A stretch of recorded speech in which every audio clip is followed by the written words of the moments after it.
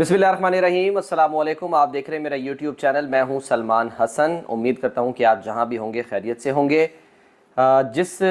शाहकार का इंतज़ार था वो शाहकार आ गया। जिस नाम का इंतज़ार था वो नाम सामने आ गया। और बहुत दिनों से जो चहमगोइयाँ चल रही थीं, जो क़यास आराइयाँ चल रही थीं और कहीं इधर से कभी उधर से जो ख़बरें आ रही थीं, कभी जो है वो ट्वीट्स आ रहे थे और मुबारकबादें दी जा रही थी एक दूसरे को, वो सब कुछ, वो क़यास आराइयाँ, वो तमाम बातें जो हैं वो अब उनको ब्रेक लग गया है। और निगरान सेटअप के लिए निगरान वज़ीर आज़म का नाम जो है वो सामने आ गया है और पूरा फ़ाल निकला है सेनेटर अनवारुल हक काकड़ साहब के नाम। काकड़ साहब जो जिनका ताल्लुक़ बलूचिस्तान से है और इंतहाई एक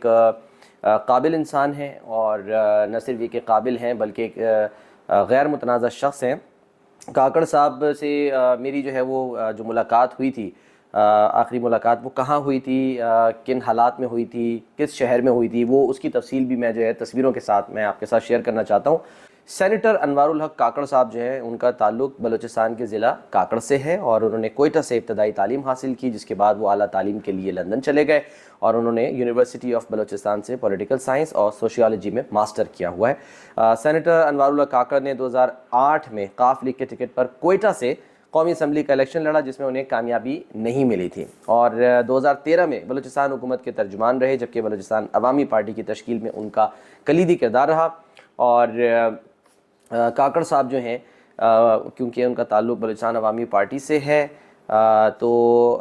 वो 2018 में सेनेटर मुंतखब हुए और सेनेट की कायमा कमेटी बराए समंदर पार पाकिस्तानी के चेयरमैन रहे हैं। तो अब अनवारुल हक काकड़ साहब जो हैं वो मुल्क के 8वें निगरान वज़ीर आज़म होंगे और इसके साथ ही बलूचिस्तान असम्बली जो है वो भी तहलील कर दी गई है, वहाँ पर भी निगरान सेटअप आएगा। तो वो जो बहुत सारे नाम आ रहे थे, मैं भी अपने वीलॉग्स के ज़रिए बहुत सारे नाम, क्योंकि रिपोर्ट हो रहा था,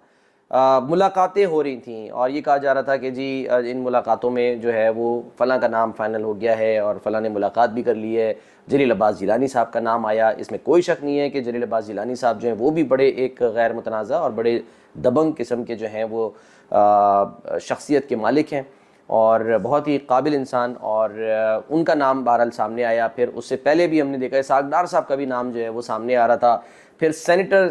सादिक संजरानी साहब, उनका ताल्लुक़ भी बलूचिस्तान से, उनका नाम भी जो है वो गर्दिश में था। बहुत सारे नाम जो है वो सामने आए, लेकिन ये भी साथ साथ कहा जा रहा था कि जी ना शहबाज शरीफ साहब कुछ करेंगे, ना राजा रियाज साहब जो हैं वो कुछ करेंगे, और नाम जो है वो आएगा वहाँ से, ठीक है, बड़े घर से नाम आएगा या वहाँ से नाम आएगा, तो वो जो नाम है वो राजा रियाज के थ्रू आएगा। और अच्छा हुआ भी यही कि राजा रियाज साहब ने जो है वो ऐलान किया है, बजाय ये कि हुकूमत ऐलान करती, बताती, राजा रियाज साहब ने नाम बताया और उसके बाद जो है वो नाम जो है वो फिर सबके सामने आया कि हाँ जी अनवारुल हक काकड़ साहब जो है वो निगरान वज़ीर आज़म होंगे। और इस सिलसिले में जो समरी जो है वो भेजी गई थी सदर मुमलिकत को, उस समरी पर भी दस्तखत कर दिए गए हैं। और राजा रियाज के दरमियान और शहबाज शरीफ के दरमियान जो वज़ीर आज़म हाउस में मुलाकात हुई, मुशावरत हुई, उसका दूसरा दौर हुआ, जिसके बाद वज़ीर आज़म शहबाज शरीफ तो लाहौर चले गए और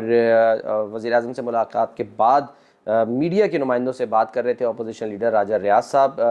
जिन्होंने सेनेटर अनवारुल हक काकड़ को निगरान वज़ीर आज़म बनाए जाने की तस्दीक की। तो इस मौके पर राजा रियाज ने यह भी कहा कि अनवारुल हक काकड़ का नाम उन्होंने दिया था। ये बड़ी दिलचस्प बात है कि वो कह रहे हैं जी मैंने नाम दिया था, और वज़ीर आज़म शहबाज शरीफ और मेरे दरमियान अनवारुल हक काकड़ को निगरान वज़ीर आज़म बनाने पर इत्तफाक़ हो गया है और वज़ीर आज़म ने इस फैसले पर दस्तखत भी कर दिए हैं।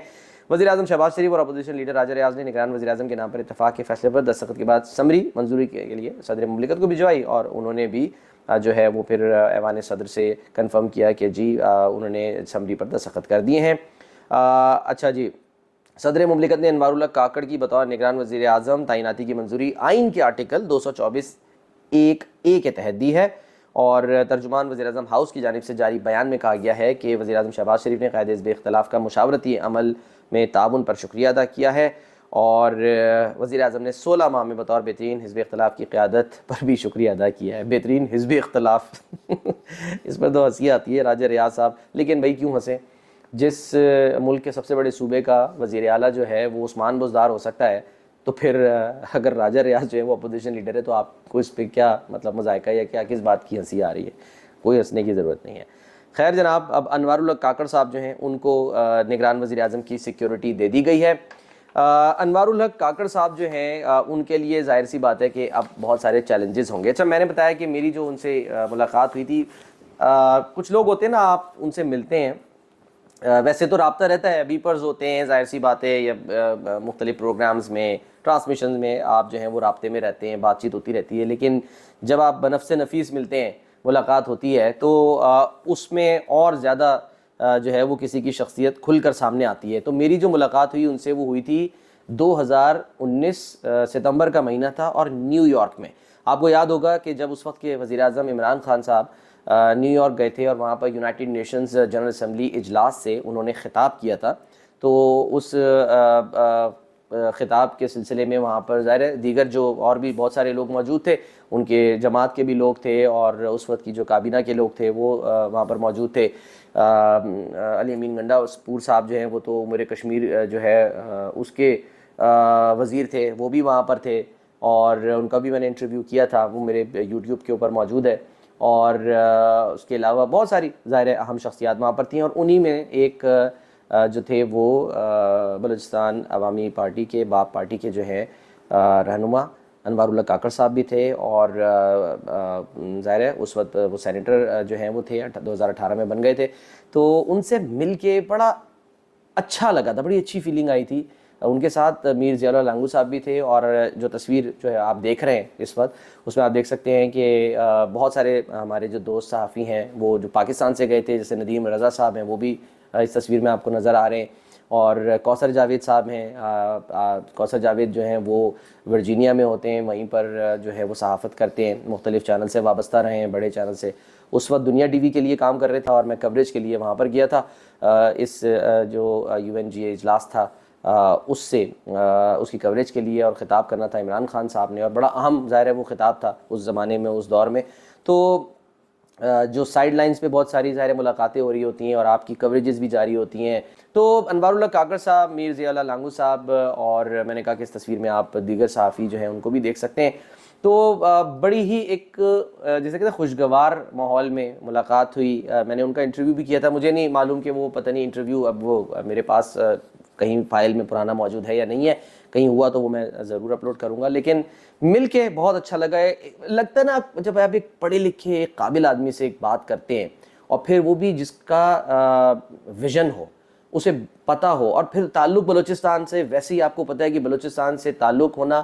بہت سے جو ہیں وہ ایسے رہنما، ایسے لوگ گزرے ہیں، کیونکہ وہ ایسا صوبہ ہے جو کہ محرومیوں کا شکار رہا ہے، ٹھیک ہے، بہت زیادہ محرومیوں کا شکار رہا ہے، اور ہمیشہ گلہ جو ہے وہ بلوچستان کی طرف سے آیا ہے۔ تو جب صادق سنجانی صاحب کو سینیٹر بنایا تھا، تو اس وقت بھی یہ کہا گیا تھا کہ یہ جی بڑی اچھی بات ہے، آپ جو ہے وہ محروم صوبے جو ہیں اس کو پروموٹ کر رہے ہیں، اور اس کو جو ہے وہ کم از کم سامنے لے کر آ رہے ہیں، تاکہ یہ لوگ جب سامنے آئیں گے تو یہ بہت سارے معاملات کو اجاگر کریں گے۔ اب کیونکہ جو سینیٹر انوار الحق کاکڑ صاحب ہیں، ان کا تعلق بھی بلوچستان سے ہے، تو یہ جو ہیں جب نگران سیٹ اپ بنائیں گے، نگران اپنی کابینہ بنائیں گے، تو اس میں ان کے لیے بہت سارے چیلنجز بھی ہوں گے۔ اور کیونکہ پاکستان جو ہے وہ اب IMF کے ساتھ ظاہر پروگرام میں جا چکا ہے، اور نہ صرف یہ بلکہ آنے والے دنوں میں جو سب سے بڑا جو سوال کیا جائے گا بار بار نگران سیٹ اپ سے، وہ ایک ہی ہوتا ہے کہ جی آپ نے الیکشنز جس ماحول میں کرانے ہیں، اس میں ایک تو یہ کہ اس پر کوئی الزام نہ لگائے کہ جی یہ لیول پلینگ فیلڈ نہیں ملی، اور دوسرا یہ کہ جو الیکشنز ہوں اس میں کسی قسم کی کوئی یعنی کہ انجینئرنگ جو ہے وہ نہ ہو۔ الزام ویسے تو الیکشن کمیشن پہ لگتا ہے، لیکن کم از کم نگران سیٹ اپ جو ہے اس کی ایک ذمہ داری ہوتی ہے، ایک تو اس نے وقت پہ کرانا ہے۔ اچھا، اور دوسرا یہ کہ سب کو، جیسے میں نے کہا کہ لیول پلینگ فیلڈ جو ہے وہ ضرور ملے، یہ سب کا بنیادی حق ہوتا ہے، اور ٹائم پہ الیکشنز ہوں۔ تو یہ ایک بہت بڑا چیلنج ہوگا ظاہر ہے انوار الحق کاکڑ صاحب کے لیے کہ وہ اس کو کس طرح سے پورا کرتے ہیں۔ میں نے جو ایک سوال میرے ذہن میں آیا وہ یہی آیا کہ بار بار ایک ہی بات کی جا رہی تھی، بار بار ایک ہی بات کہ جی جو نام ہے وہ نہ شہباز شریف نے دینا ہے، نہ راجہ ریاض نے دینا ہے، نام جو ہے وہ تو وہاں سے آنا ہے، اور ایک پرچی آئے گی، اس پرچی پہ آئے گا، اور راجہ ریاض صاحب نے جیسے کہا بھی کہ نام میں نے دیا ہے، اور یہ کہا جا رہا تھا کہ راجہ ریاض صاحب ہی جو ہے وہ نام دیں گے۔ تو اگر ایک ایسا نام سامنے آیا ہے کہ جس پر تقریباً تمام لوگ بشمول تحریک انصاف بھی کوئی اعتراض نہیں کر رہی ہے، اور ان کو جو ہے وہ یہ گراں نہیں گزرے، اور بہت اس پر وہ یہ جو ہے کہہ رہے ہیں کہ جی زبردست، بڑا اچھا نام ہے اور بڑا غیر متنازع نام ہے. تو اس کا مطلب تو یہ ہو گیا کہ جہاں سے اگر انورٹڈ کاماز میں اگر نام جہاں سے آیا ہے تو اس کا مطلب ہے کہ وہ لوگ بھی یہی چاہ رہے ہیں. ٹھیک ہے، تو اب وہ جو ایک الزام تراشی ہے نا کہ جی وہاں سے وہ جو ہے وہ ٹلٹ کسی ایک طرف رکھنے کے لیے محسن نقوی صاحب بنے تو کہا گیا یہ تو زرداری صاحب کو سپورٹ کریں گے. تو اگر ایک غیر متنازع شخص آیا ہے اور اگر وہ نام وہیں سے ہی آیا ہے جہاں سے سب کہہ رہے تھے، الزام لگا رہے تھے یا باتیں گردش کر رہی تھیں، تو پھر یہ سوچنا چاہیے کہ جی وہ لوگ بھی اس وقت ملک کا کوئی برا نہیں چاہ رہے، اور وہ یہی چاہ رہے ہیں کہ ملک میں جو ہے وہ آنے والے دنوں میں حالات اچھے ہوں. یہ الگ بات ہے کہ اگر خدا نخواستہ کسی بھی وجہ سے الیکشنز آگے بڑھتے ہیں، جو کہ امکان ہے 3-4 ماہ شاید آگے بڑھیں، اگر اس سے زیادہ جاتے ہیں تو پھر دیکھنا یہ ہوگا کہ وہ جو تحریک انصاف ہے وہ اس کو کس طرح سے اپنا جو ہے وہ ایک اس کا مدعا اٹھاتی ہے اور وہ الزام تراشی کرتی ہے. کیونکہ ابھی سے حماد اظہر صاحب جو انہوں نے یہ مطالبہ کر دیا ہے کہ جی جو سیاسی قیدی ہے نا ان کی طرف توجہ دینی ہوگی انوار اللہ کاکڑ صاحب کو. لیکن یہ ذہن میں رکھیں کہ عمران خان صاحب جو ہیں وہ بنیادی طور پہ سیاسی قیدی نہیں ہیں. پراپر ایک کیس چل رہا ہے اور اس کیس کے تحت ان کو جو ہے وہ جیل کے اندر رکھا گیا ہے. لیکن وہ جیل میں ہو باہر ہو جو بھی ہو، ان کی جماعت کو کم از کم لیول پلینگ فیلڈ ضرور ملنی چاہیے، تمام جماعتوں کو ملنی چاہیے. تو لیٹس سی کہ آنے والے دنوں میں یہ جو چیلنجز ہیں، آئی ایم ایف کا جو چیلنج ہے اس پر جو ہے وہ کس طرح سے تمام تر معاملات کو یعنی کہ بخوبی احسن جو ہے وہ انجام دیتے ہیں اور اپنا جو ٹینیور ہے وہ پورا کرتے ہیں. تو وش یو گڈ لک جناب انوار اللہ کاکڑ صاحب. آپ اپنا بہت خیال رکھیے. اللہ حافظ.